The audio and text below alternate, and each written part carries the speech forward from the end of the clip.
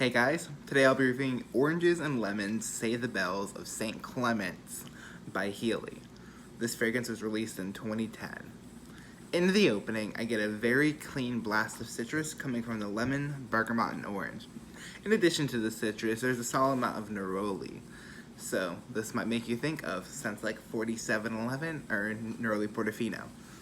About that, this is better than 4711, not as good as Neroli Portofino. And I would say it's more comparable to 4711 than Neroli Portofino. You know, I don't think 4711 and Neroli Portofino are direct fragrances. They're not super similar. It's just in that opening. But this one, this Heeley, is much more comparable to 4711. So that's what my focus is going to be throughout the main part of the review.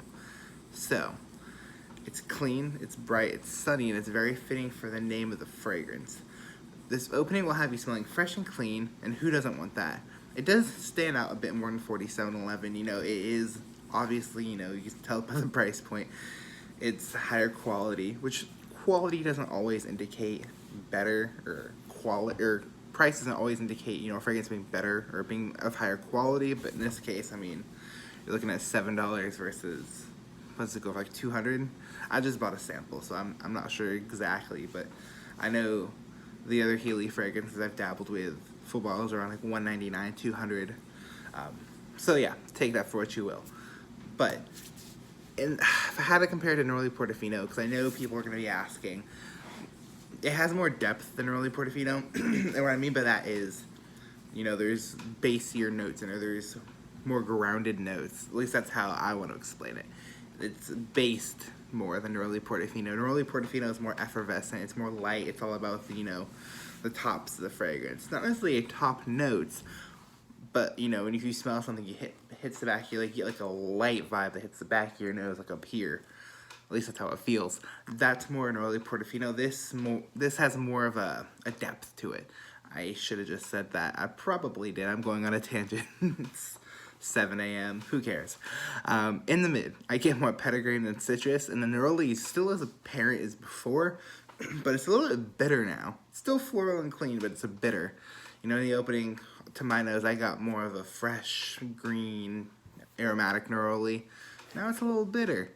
And in the base, I get more of the same. You know, once it hits that mid, I often use my arm for this. You know, we got a top, goes down to the mid, to the base. That's how this fragrance is for me.